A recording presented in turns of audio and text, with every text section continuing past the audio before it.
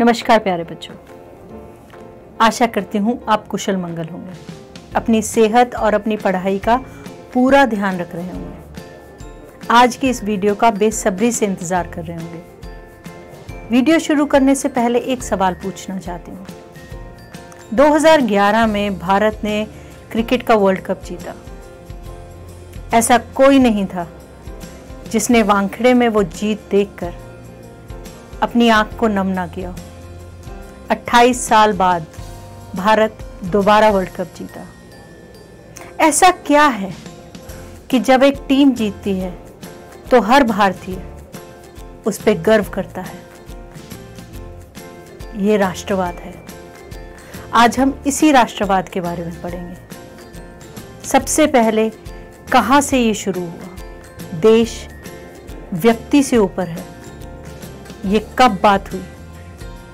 चलिए करते हैं इतिहास का पहला अध्याय, यूरोप में राष्ट्रवाद का उदय। 1848 में एक फ्रांसीसी कलाकार फ्रेडरिक सरियू ने 4 चित्रों की एक श्रृंखला बनाई। आप अपनी स्क्रीन पर उसका पहला चित्र देख सकते हैं। इनमें उसने सपनों का एक संसार रचा जो उसके शब्दों में जनतांत्रिक और सामाजिक गणतंत्रों से मिलकर बना था। इस श्रृंखला के पहले चित्र जो कि आपकी स्क्रीन पर है, इसमें यूरोप और अमेरिका के लोग दिखाए गए हैं। सभी उम्र और सामाजिक वर्गों के स्त्री पुरुष एक लंबी कतार में स्वतंत्रता की प्रतिमा की वंदना करते हुए जा रहे हैं। आपको याद होगा कि फ्रांसीसी क्रांति के दौरान कलाकार स्वतंत्रता की महिला का रूप प्रदान किया करते थे। यहाँ भी आप ज्ञानोदय की मशाल को पहचान सकते हैं जो उसके एक हाथ में है और दूसरे में मनुष्य के अधिकारों का घोषणा पत्र। प्रतिमा के सामने जमीन पर निरंकुश संस्थानों के ध्वस्त अवशेष बिखरे हुए हैं। सारियू ने कल्पनादर्श अथवा यूटोपिया में दुनिया के लोग अलग राष्ट्रों के समूहों में बटे हुए हैं जिनकी पहचान उनके कपड़ों और राष्ट्रीय पोशाक से होती है। स्वतंत्रता की मूर्ति से कहीं आगे इस जुलूस का नेतृत्व कर रहे हैं संयुक्त राज्य अमेरिका और स्विट्जरलैंड, जो तब तक राष्ट्र राज्य बन चुके थे। फ्रांस, जो क्रांतिकारी तिरंगे से पहचाना जा सकता है, प्रतिमा के पास अभी अभी पहुंचा है। उसके पीछे जर्मनी के लोग हैं जो काला, लाल और सुनहरा झंडा थामे हैं।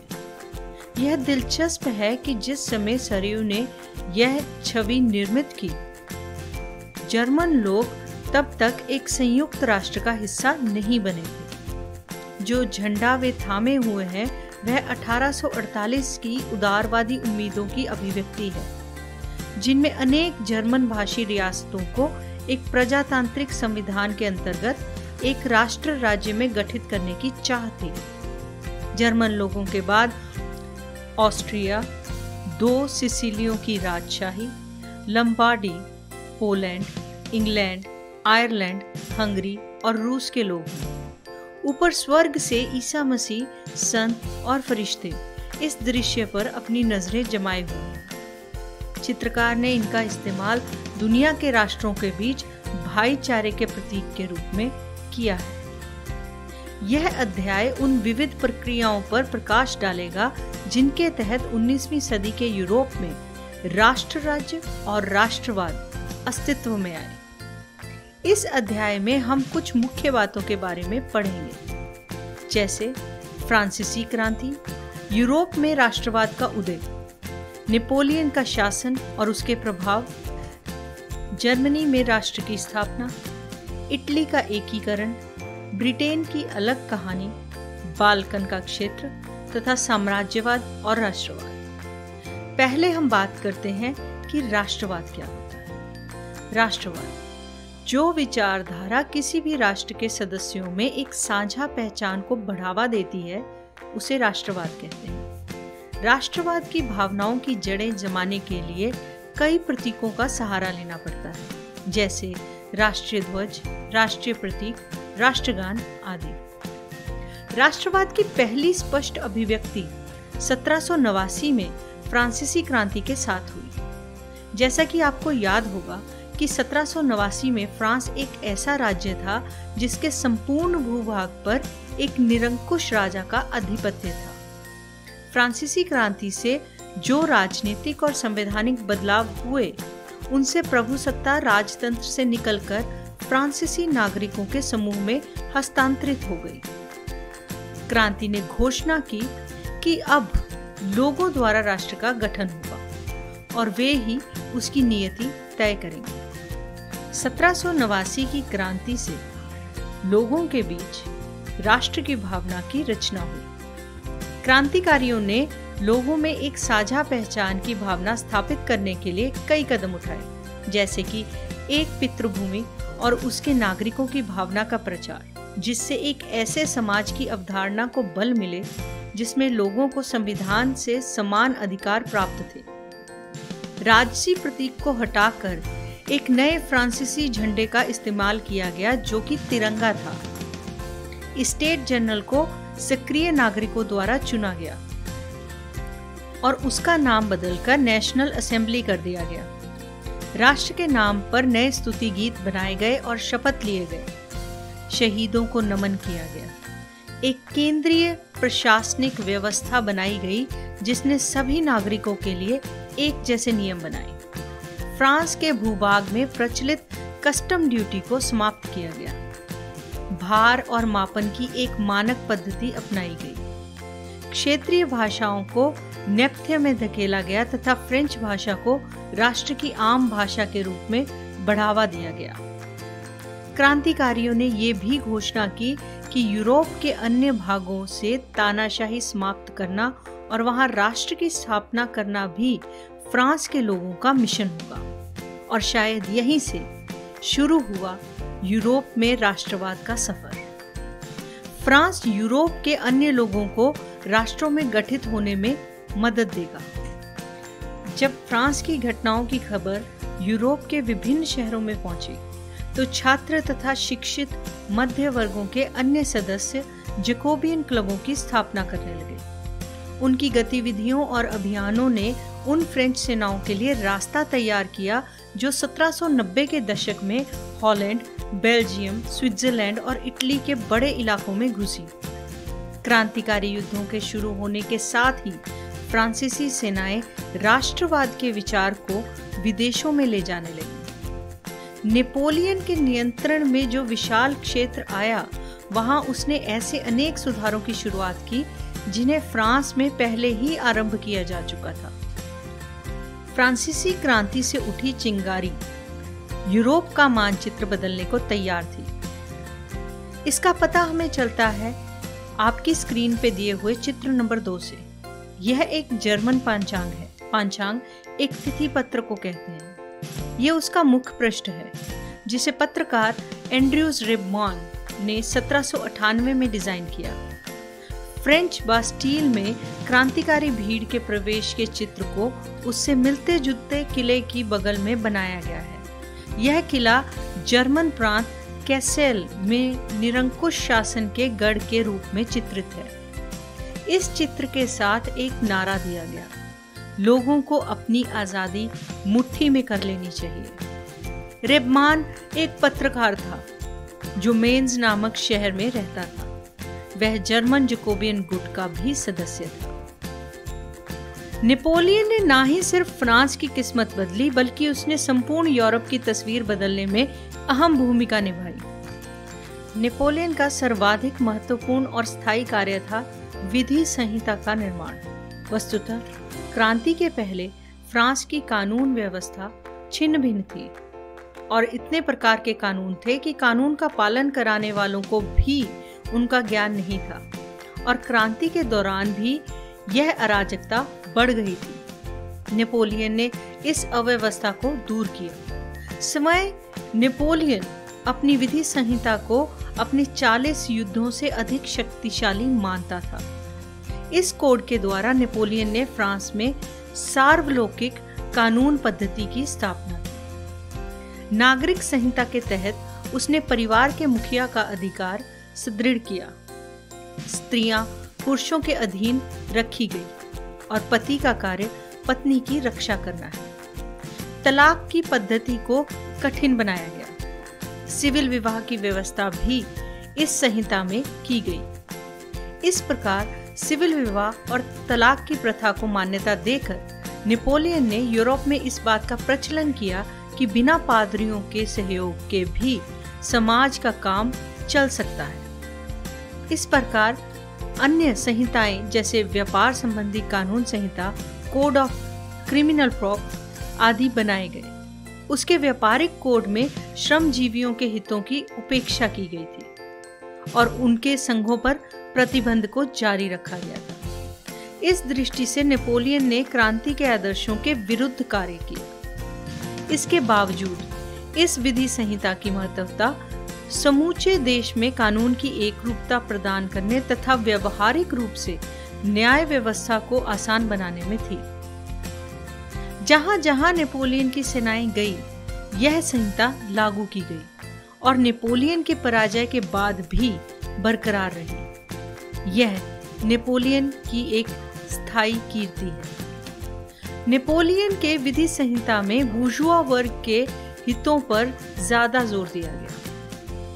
भूमि संबंधी अधिकारियों को मजबूत बनाया गया और व्यक्ति संपत्ति की रक्षा को और मजबूत बनाया गया और व्यक्तिगत संपत्ति की रक्षा के लिए कई कानून बनाए गए। ट्रेड यूनियन बनाना अपराध घोषित किया गया। मुकदमे की स्थिति में मजदूरों की दलीलों के बदले मालिकों की बातों को न्यायालय को मानने को कहा गया। यूरोप राजनीतिक क्षितिज पर नेपोलियन का प्रादुर्भाव एक धूमकेतु की तरह हुआ और अपनी प्रक्रिया तथा परिश्रम के बल पर वह शीघ्र ही यूरोप का भाग्य विधाता बन बैठा। उसमें अद्भुत सैनिक तथा प्रशासनिक क्षमता से सभी को चकित कर दिया, परंतु उसकी शक्ति का स्तंभ जैसे बालू की दीवार पर खड़ा था, जो कुछ ही वर्षों में ध्वस्त हो गया। वस्तुतः नेपोलियन का उत्थान और पतन चकाचौंध करने वाली उल्का के समान हुआ। वह यूरोप के आकाश में सैनिक सफलता के बल पर चमकता रहा, परंतु पराजय के साथ ही उसके भाग्य का सितारा डूब गया। जिस साम्राज्य की कठिन परिश्रम के पश्चात कायम किया गया था, वह देखते ही देखते समाप्त हो गया। उसके पतन के अनेक कारण थे और उनमें से कुछ निम्न हैं। नेपोलियन असीम महत्वाकांक्षी था। असीम महत्वाकांक्षा किसी व्यक्ति के पतन का मुख्य कारण साबित होती है। नेपोलियन के साथ भी ऐसा ही हुआ। युद्ध में जैसे जैसे उसकी विजय होती गई, वैसे वैसे उसकी महत्वाकांक्षा बढ़ती गई। वह विश्व राज्य की स्थापना का स्वप्न देखने लगा। यदि थोड़े से ही वह संतुष्ट हो जाता तो जीते हुए साम्राज्य की देखभाल कर सकता था, अपना समय उसमें लगा सकता था। पर उसका पतन उसकी महत्वाकांक्षा के कारण ही होना निश्चित था। नेपोलियन की व्यवस्था का सैन्यवाद पर आधारित होना। उसकी राजनीतिक प्रणाली सैन्यवाद पर आधारित थी, जो इसके पतन का प्रधान कारण साबित हुई। वह सभी मामलों में सेना पर निर्भर रहता था। फलतः वह हमेशा युद्ध में ही उलझा रहता। वह यह भूल गया था कि सैनिकवाद सिर्फ संकट के समय ही लाभकारी हो सकता है। जब तक फ्रांस विपत्तियों के बादल छाए रहे, वहां की जनता ने उसका साथ दिया। विपत्तियों के हटते ही जनता ने उसका साथ देना छोड़ दिया। फ्रांसीसी जनता की सहानुभूति और प्रेम का खोना उसके लिए घातक सिद्ध हुआ। उसके अतिरिक्त पराजित राष्ट्र उसके शत्रु बनते गए, जो अवसर मिलते ही उसके खिलाफ उठ खड़े हुए। इतिहासकार कॉबर्न ने ठीक ही लिखा है कि नेपोलियन का साम्राज्य युद्ध में पनपा था, युद्ध ही में उसके अस्तित्व का आधार था और युद्ध ही में उसका अंत हो गया। नेपोलियन की दोषपूर्ण सैनिक व्यवस्था। प्रारंभ में फ्रांस की सेना देश प्रेम की भावना से ओतप्रोत थी। उसके समक्ष एक आदर्श और वह एक उद्देश्य की पूर्ति के लिए युद्ध करता था। परंतु ज्यों-ज्यों उसके साम्राज्य का विस्तार हुआ, सेना का राष्ट्रीय रूप विधिवत होता गया। पहले उसकी सेना में फ्रांसीसी सैनिक थे, परंतु बाद में उसमें जर्मन, इटालियन, पुर्तगाली और डच सैनिक भी शामिल हो गए। फलतः उसकी सेना अनेक राज्यों की सेना बन गई। उनके सामने कोई आदर्श और उद्देश्य नहीं था, अतः उसकी सैनिक शक्ति कमजोर पड़ती गई और वह उसके पतन का कारण बनी। विजित प्रदेशों में देशभक्ति का अभाव। उसने जिन प्रदेशों पर विजय प्राप्त की, वहीं की जनता के हृदय में उसके प्रति सद्भावना और प्रेम नहीं था।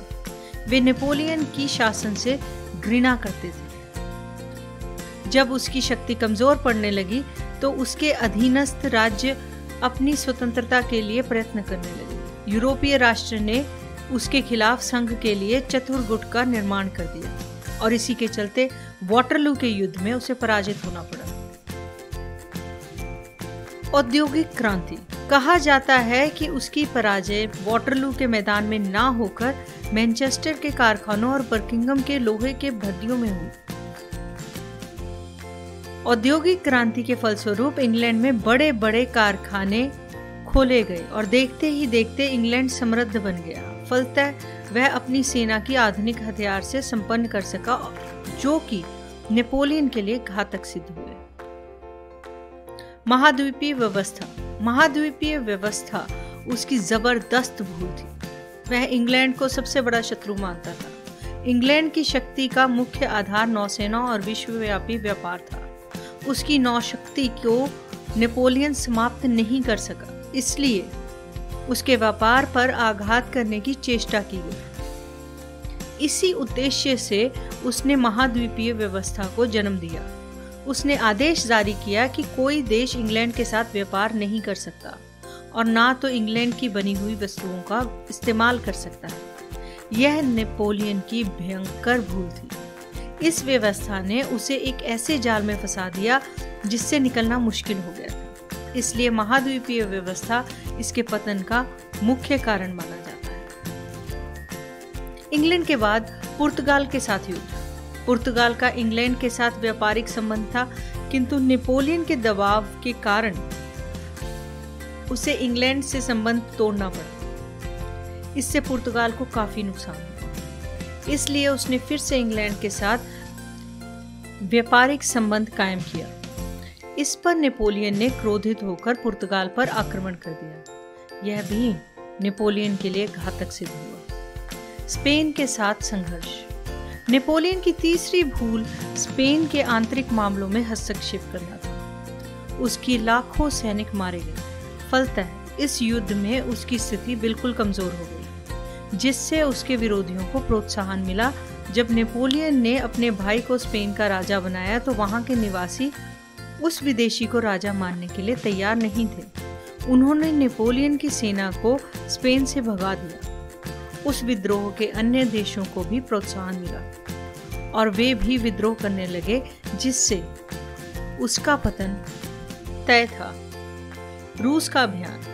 नेपोलियन ने रूस पर आक्रमण कर भारी भूल की। रूस ने उसकी महाद्वीपीय व्यवस्था को स्वीकार नहीं किया। इस पर नेपोलियन ने रूस पर आक्रमण कर दिया। इसमें यद्यपि मॉस्को पर इसका अधिकार हो गया, लेकिन उसे महान क्षति उठानी पड़ी। उसके विरोधियों ने आक्रमण करने की योजना बनाई। इसे आक्रमण में उसे पराजित होना पड़ा। आखिरी कारण नेपोलियन के पतन का था चतुर्गुट के संगठन। नेपोलियन की कमजोरी से लाभ उठाकर उसके शत्रुओं ने चतुर्गुट का निर्माण किया और मित्र राष्ट्रों ने उसे पराजित किया। उसे पकड़कर सल्बाई भेजा गया और उसे वहां का शासक घोषित कर दिया गया। परंतु नेपोलियन वहां बहुत दिनों तक नहीं रहा। वह शीघ्र ही फ्रांस लौट गया और वहां का शासक बन बैठा।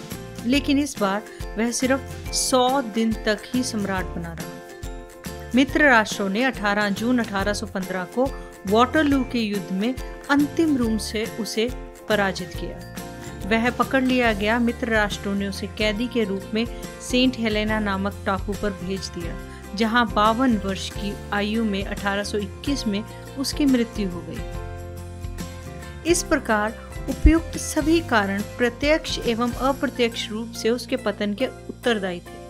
उसने युद्ध के द्वारा ही अपने साम्राज्य का निर्माण किया। युद्ध के चलते ही उसका पतन हुआ। अर्थात जिन तत्वों ने नेपोलियन के साम्राज्य का निर्माण किया था, उन्हीं तत्वों ने उसका विनाश भी किया। 18वीं शताब्दी के अंतिम वर्षों में नेपोलियन के आक्रमणों ने यूरोप में राष्ट्रीयता की भावना के प्रसार में महत्वपूर्ण योगदान दिया। इटली, पोलैंड, जर्मनी और स्पेन में नेपोलियन ने ही नवयुग का संदेश पहुंचाया। नेपोलियन के आक्रमण से इटली और जर्मनी में एक नया अध्याय आरंभ हुआ। उसने समस्त देश में एक संगठित एक रूप शासन स्थापित किया। इससे वहां राष्ट्रीयता के विचार उत्पन्न हुए। इसी राष्ट्रीयता की भावना ने जर्मनी और इटली को मात्र भौगोलिक अभिव्यक्ति की सीमा से बाहर निकालकर उसे वास्तविक एवं राजनीतिक रूप प्रदान किया, जिससे इटली और जर्मनी के एकीकरण का मार्ग प्रशस्त हुआ। अभी तक हमने पढ़ा कि 1797 में नेपोलियन का इटली पर हमला हुआ। नेपोलियन युद्धों की शुरुआत की। 1814 से 1815 में नेपोलियन का पतन हुआ। वियना शांति संधि हुई, जिसके बारे में हम आने वाले वीडियो में पढ़ेंगे। आपकी स्क्रीन पर आपको एक टाइमलाइन दिख सकती है, जिसे हम समय सारणी बताते हैं। इसमें महत्वपूर्ण तिथियां बताई गई हैं। इनमें से कुछ पे हम चर्चा कर चुके हैं, कुछ पे चर्चा हमारी आने वाली वीडियो में हम करेंगे। तो चलिए अब जानते हैं कि हमने अभी तक क्या सीखा। चलिए अब छोटा सा क्विज खेलते हैं और जानते हैं कि हमने अभी तक क्या सीखा। बताइए, कौन सा वाक्य सबसे अच्छा यूटोपियन सोसाइटी को समझाता है? आपके ऑप्शन है, एक ऐसा समाज जहां हर कोई समान हो, व्यापक संविधान वाला समाज, एक आदर्शवादी समाज जिसे कभी हासिल नहीं किया जा सकता, या फिर एक लोकतांत्रिक समाज। बिल्कुल सही जवाब। इसका जवाब है एक आदर्शवादी समाज जिसे कभी हासिल नहीं किया जा सकता। आपका दूसरा प्रश्न है, 1789 में फ्रांस में क्रांति से पहले वहां किस प्रकार की सरकार काम कर रही थी? लोकतंत्र, सैन्य राज, राजतंत्र या इनमें से कोई नहीं? सही जवाब, 1789 से पहले फ्रांस में राजतंत्र होता था। आपका अगला सवाल है, फ्रांसीसी क्रांतियों ने घोषणा की कि फ्रांसीसी राष्ट्र का मिशन और भाग्य यूरोप के लोगों को जीतना था, यूरोप के लोगों को निरंकुशता से मुक्त कराना था, यूरोप के सभी देशों में पूर्ण राजशाही को मजबूत करना था, या दुनिया के हर हिस्से में स्वतंत्रता, समानता और बंधुत्व के आदर्शों का प्रचार करना था? सही जवाब, यूरोप के लोगों को निरंकुशता से मुक्त कराना था। नेपोलियन कोड निम्नलिखित में से किस क्षेत्र को निर्यात किया गया था? इंग्लैंड, स्पेन, फ्रेंच नियंत्रण के तहत क्षेत्र या फिर पोलैंड? बिल्कुल सही। फ्रेंच नियंत्रण के तहत जो क्षेत्र थे उनमें नेपोलियन कोड को निर्यात किया गया था। चलिए अब आपको अपनी स्क्रीन पे कुछ रिक्त स्थान दिख रहे होंगे। कोशिश करते हैं इन्हें भरने की। मुझे आशा है आपको सभी आते होंगे। फ्रेडरिक सरियू एक डैश था। फ्रेडरिक सरियू एक फ्रांसीसी कलाकार था। 1804 का नागरिक संहिता डैश के रूप में जाना जाता है। 1804 का नागरिक संहिता नेपोलियन कोड के रूप में जाना जाता था। राष्ट्रवाद की पहली स्पष्ट अभिव्यक्ति डैश के साथ हुई। राष्ट्रवाद की पहली अभिव्यक्ति फ्रांसीसी क्रांति के साथ हुई थी। आज का आखिरी सवाल, एक डैश की अवधारणा एक थी जिसमें लोगों और भूमि के शासकों को एक समान पहचान और साझा इतिहास की भावना विकसित की। एक राष्ट्र राज्य की अवधारणा एक थी, जिसमें लोगों और भूमि के शासकों ने एक समान पहचान और साझा इतिहास की भावना विकसित की। यूरोप में राष्ट्रवाद के उदय का पहला भाग यहीं समाप्त होता है।